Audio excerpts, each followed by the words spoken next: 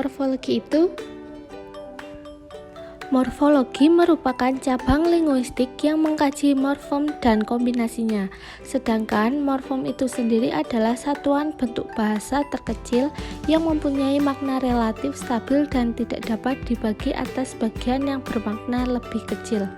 Contoh morfem yaitu kata putus jika dibagi menjadi pu dan tus, maka pu dan tus tidak dapat disebut morfem karena tidak mempunyai makna, baik makna leksikal ataupun makna gramatikal. Macam-macam morfem. 1. Morfem bebas, morfem yang secara potensial dapat berdiri sendiri. 2. Morfem terikat, morfem yang hanya dapat menjadi kata apabila bergabung dengan afiks atau morfem lain. 3. Morfem gramatikal, morfem yang jumlahnya terbatas. 4. Morfem leksikal, morfem yang jumlahnya tidak terbatas. 5. Morfem segmental, morfem yang terjadi dari fonem segmental. 6. Morfem suprasegmental.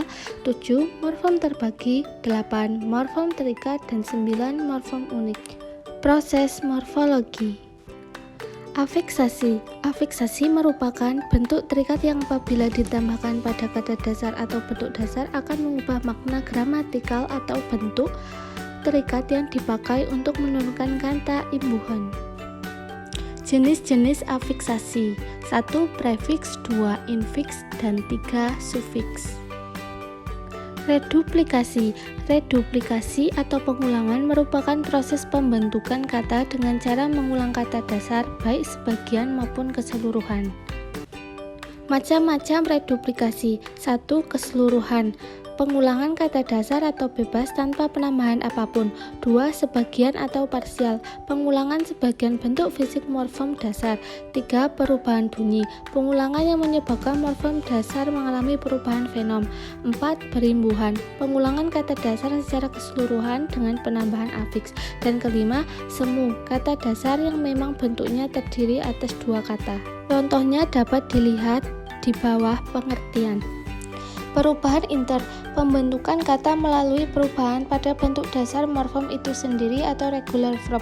Perubahan bentuk ini dipengaruhi oleh waktu atau kuantitas.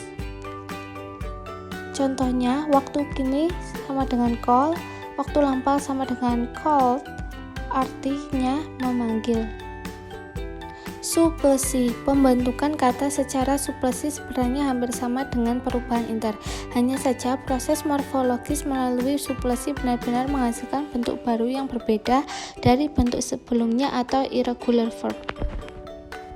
Contohnya, waktu kini sama dengan buy, waktu lampau sama dengan bought, artinya membeli. Pemajemukan. Kata majemuk adalah gabungan dua kata atau morfem dasar yang menghasilkan kata dengan makna baru. Ciri-ciri kata majemuk adalah A. Tidak bisa disisipi, B. Tidak dapat diperluas, C. Posisi tidak dapat ditukar, dan D. Tidak bisa ditambah dan dipisahkan. Perbedaan majemuk dan frasa. 1. Dilihat dari segi komposisi makna baru atau satu makna, maka perbedaan majemuk dengan frasa adalah bahwa frasa tidak memiliki makna baru, melainkan makna sintaktik atau makna gramatikal. Contoh bentuk meja hijau yang berarti pengadilan adalah kata majemuk, sedangkan meja saya yang berarti saya punya meja hijau adalah sebuah frasa. 2. Dilihat dari segi bahwa satu atau kedua komponen kata majemuk berupa morfem dasar terikat. Makanya bedanya dengan frasa adalah bahwa kedua komponen frasa selalu terdiri dari bentuk bebas atau bentuk yang benar-benar berstatus kata. Macam-macam kata majemuk. 1.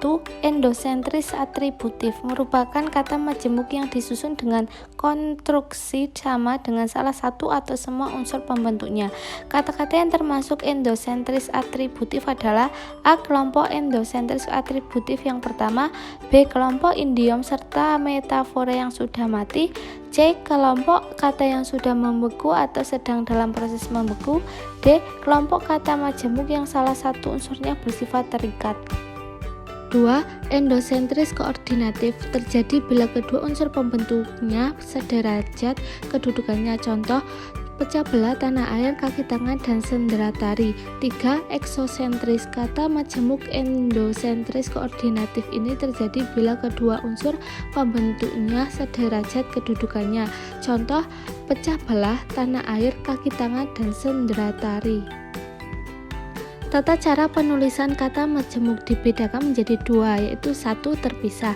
Bentuk kata majemuk yang ditulis secara terpisah di tiap unsurnya berarti disebut kata majemuk tidak senyawa. Contoh, kereta api, buah tangan, rumah sakit. Kedua, digabung. Rangkaian bentuk dasar yang digabungkan ditulis gabung disebut kata majemuk senyawa. Contoh, duka cita, sukacita, matahari. Makna kata majemuk. 1. Idiom. Kata majemuk yang berupa idiom adalah kata bermakna baru dengan arti yang melenceng dari makna kata-kata dasar pembentuknya. Contoh, harga diri, matahari, mata batin, terang bulan. Kedua, semi-idiom. Semi-idiom berarti makna baru yang dihasilkan masih memiliki makna asli dari salah satu kata dasar yang membentuknya. Contoh, rumah sakit, rumah singgah, buku tulis, bulan sabit, dan buku catatan. Thank you, semoga bermanfaat.